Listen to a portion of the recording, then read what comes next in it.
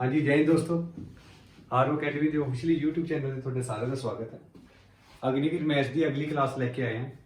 ठीक है, मैथ की बहुत ज़्यादा डिमांड थी, इस करके मैथ की क्लास लैके आए हैं। आज चैप्टर करूँगे जी रेशो। आज आप चैप्टर करूँगे रेशो, जिन्हों आप कह देंगे अनुपात।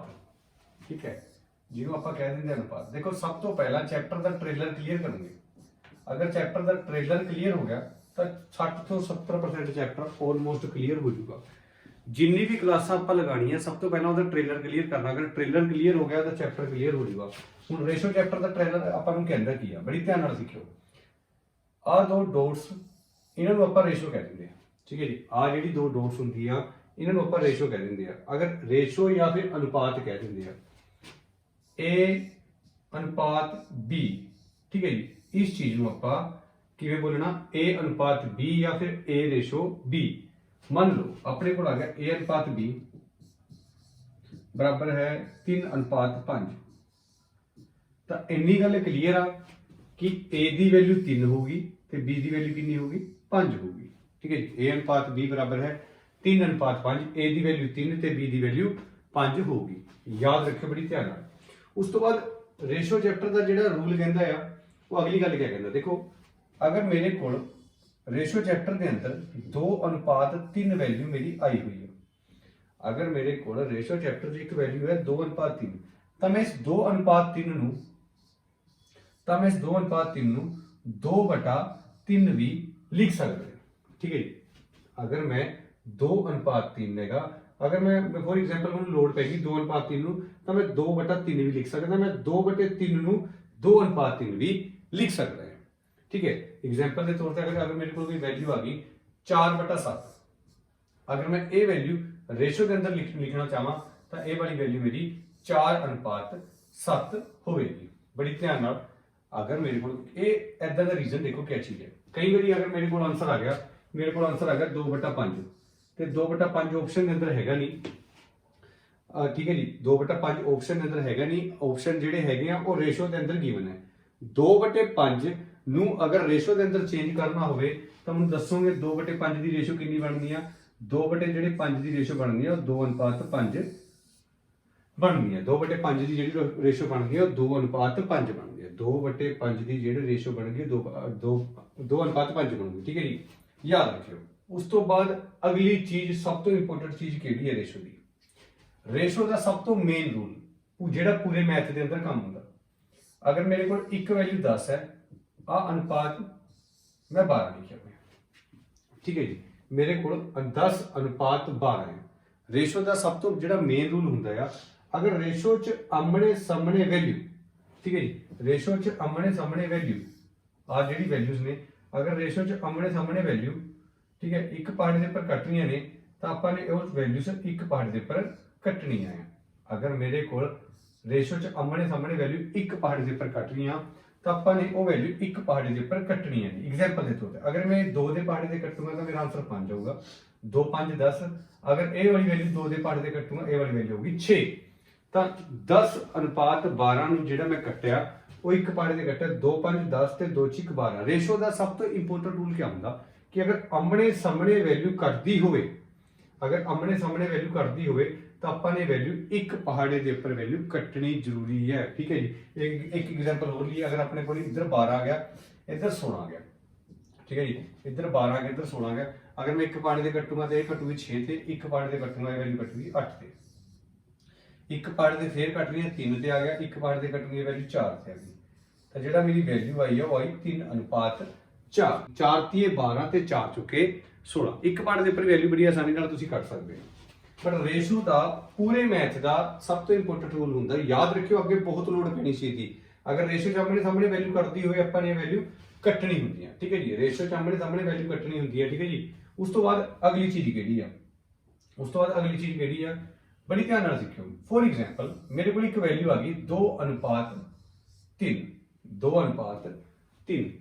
तो कई बार क्या होगा, कई बार देखो क्या होया आप इधर x मान लेंगे 2x ਤੇ 3x ਹੁੰਦਾ ਨਾ। कई बार कह देंगे इनू x मान लो, इनू x मान लो। एक्चुअली x ਮੰਨਣ ਦਾ ਰੀਜ਼ਨ क्या ਹੁੰਦਾ, ठीक है जी, एक्चुअली ਜਿਹੜਾ x ਹੁੰਦਾ x ਮੰਨਣ ਦਾ मेन रीजन क्या ਹੁੰਦਾ। पहली गल अगर थोड़ी प्रैक्टिस होगी पूरे मैथ च ना तो किधरे एक्स की लोड़ पैंदी ना किधरे वाई की लोड़ पैंदी, पूरे मैथ का रूल आ ना तो किधरे एक्स की लोड़ पैंदी ना किधरे वाई की लोड़ पैंदी। बट बड़ी ध्यान नाल सिक्खियो। आ जिहड़ा एक्स मैं पाया 2x ते 3x, ये एक्स पाने का एक्चुअली रीजन हुंदा की है? एक्स पाने का मेन रीजन ये हुंदा ना तो मैनू 2 की वैल्यू प्रॉपर पता ना ही 3 की वैल्यू प्रॉपर पता। मतलब ना तो मैनू 2 की वैल्यू पता ना ही वैल्यू 3 की पता। किवें? एग्जाम्पल के तौर पर शायद 20:30 हो, 20:30 हो, शायद ए वाली वैल्यू कट के 2:3 बनया हो, शायद पता नहीं है। 200:300 शायद ए दो वैल्यू कट के 2:3 बनया हो। एक एग्जाम्पल होर 8:12, 4 दूनी 8 ते 4 तीए 12, शायद ए वाली वैल्यू कट के 2:3 बनया हो। क्या कोई कन्फर्मेशन नहीं हैगी किहड़ी वैल्यू का 2:3 बनया होया, तां करके इधर आपां क्या मान लेने आ, एक्स मान लेने आ, क्योंकि 2 ते 3 की वैल्यू कन्फर्म नहीं हैगी। ठीक है जी, उम्मीद करूंगा गल समझ आई होनी। ठीक है 2x ते 3x एक्स तां करके मानते हैं। देखो जब प्रैक्टिस हो जाती ना तो किधरे एक्स की लोड़ पैंदी ना ही किधरे वाई की लोड़ पैंदी। हजे आपां ने बेस क्लीयर करना, जो बेस क्लीयर होया चैप्टर के अंदर ट्रिक्स फॉलो होनी शुरू हो जाऊंगी। ठीक है, उम्मीद करूंगा ट्रेलर इधर तक सारा क्लीयर होया। एक छोटी जी चीज होर, अगर मेरे को रेशो की आ वाली फॉर्म आ गई 1/2 ते 1/3।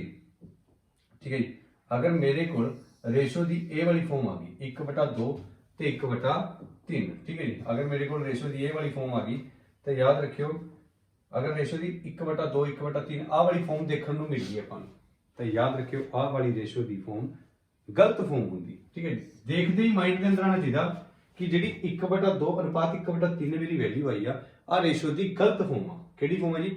गलत फॉर्म हैगी है रेशो की। अगर ये वाली फॉर्म गलत आ तो किहड़ी फॉर्म ठीक होंगी है? जे मान लो 4:5 5:7 आ रेशो की बिल्कुल सही फॉर्म्स होंगी है। ठीक है जी, क्वेश्चन वाले ने अपन जानबूझ के 1/2:1/3 रेशो की ये वाली फॉर्म्स गिवन कर देनी है। 1/2:1/3 जान के रेशो की ये वाली गलत फॉर्म गिवन कर देनी है। बट जो अपना फर्ज ये बनता कि मैं इनू ठीक करा। ठीक है जी, बट थोड़े माइंड के अंदर ये वाली फ्रैक्शन के अंदर जिन्होंने पंजाबी च कहते हैं बटन च वैल्यू आ गई। ठीक है, अंग्रेजी च कहते हैं फ्रैक्शन च वैल्यू आ गई। ये चीज़ देखते ही थोड़े माइंड के अंदर आनी चाहिए कि जी रेशो की ए वाली फॉर्म आ रेशो की गलत फॉर्म मैंने गिवन करती, इन्हू मैं ठीक किवें करूँगा, इन्हू एक्चुअली ठीक किवें करना बड़ी ध्यान रखियो। तुसी क्रॉस मल्टीप्लाई करोगे। ठीक है जी, तुसी क्या करोगे जी क्रॉस मल्टीप्लाई बराबर तो ऊपर गुणा 3 एकम 3 आ गया, बराबर तो ऊपर गुणा 2 एकम 2, ये हो गया जी 3:2। क्रॉस मल्टीप्लाई बराबर तो ऊपर पूरे मैथ का रूल है गुणा होंगी 3 एकम 3 ते 2 एकम 2 आ रेशो की बिल्कुल सही फॉर्म हो गया। ठीक है जी, 3:2 ये रेशो की बिल्कुल सही फॉर्म हो गया। उम्मीद करूंगा ट्रेलर सारा क्लीयर हो गया हो। एक बार होर आ दो डॉट्स ਨੂੰ रेशो कह देंगे a/b, ए अगर a/b बराबर है 3:5, ए की वैल्यू 3 होगी बी की वैल्यू 5 होगी। मैं 2:3 ਨੂੰ मैं 2/3 भी लिख सकता है, 2/5 ਨੂੰ 2:5 भी लिख सकता। अगर मेरे को 4/7 हैगा तो मैं रेशो के अंदर चेंज करूंगा तो 4/7 मेरी वैल्यू बन गई। उस तो अगली चीज रेशो का सब तो इंपोर्टेंट रूल, अगर एक वैल्यू एक पहाड़े के ऊपर वैल्यू कट लिया तो कटनियां नहीं, मतलब बिल्कुल कटनी। 2 के पहाड़े से कट्टा 5, 2 के पहाड़े से कट्टा 6, मतलब 12 ਤੇ 16 की एग्जांपल ਲਈ ਸੀ। 2 ਦੇ ਪਹਾੜੇ ਤੇ ਕੱਟਿਆ 6, 2 ਦੇ ਪਹਾੜੇ ਤੇ ਕੱਟਿਆ 8, 3 ਫਿਰ ਇਹ ਵੀ 2 ਦੇ ਪਹਾੜੇ ਤੇ 3 ਤੇ ਇਹ 4 ਤੇ ਤੁਸੀਂ ਡਾਇਰੈਕਟ ਵੀ ਕਰ ਸਕਦੇ ਆ 3 ਚੌਕੇ 12 ਤੇ 4 ਚੌਕੇ 16 ਜਾਂ 4 ਤੀਏ 12 ਤੇ 4 ਚੌਕੇ 16। ਅਗਲੀ ਚੀਜ਼ 2x ਤੇ 3x, x ਮੰਨਣ ਦਾ ਰੀਜ਼ਨ ਕੀ ਹੁੰਦਾ? ਕਿਉਂਕਿ ਆਪਾਂ ਨੂੰ 2 ਤੇ 3 ਦੀ ਵੈਲਿਊ ਕਨਫਰਮ ਨਹੀਂ ਹੈਗੀ। ਸ਼ਾਇਦ ਇਹ ਵਾਲੀ ਵੈਲਿਊ 20:30 ਸ਼ਾਇਦ ਇਹਨਾਂ ਨੂੰ ਕੱਟ ਕੇ ਬਣੀ ਹੋਵੇ, शायद 200:300 ਨੂੰ ਕੱਟ ਕੇ ਬਣੀ ਹੋਵੇ, ਚਾਹੇ 5-7 ਨੂੰ। ठीक है जी, मतलब कोई कन्फर्मेशन नहीं है करके आप एक्स मान लेंगे। तो मैं ये भी चीज़ दसी जो प्रैक्टिस होगी उस तो बाद एक्स या वाई की लोड़ किधरे पैंती नहीं हैगी। उस तो बाद 1/2 या 1/3 कोई भी इदा की फ्रैक्शन मैथ के अंदर देखने को मिल गई, मतलब सॉरी रेशो के अंदर देखने को मिल गई तो रेशो की गलत फॉर्म आ। अपना फर्ज बनता है इन्हू ठीक करना। ठीक किवें करोगे? क्रॉस मल्टीप्लाई करके। अगे ये पर बहुत सारे क्वेश्चन आने हैं, मैं क्वेश्चन लेके आऊँगा ये इस फ्रैक्शन वाले क्वेश्चन भी थोड़े सामने लेके आऊँगे आप।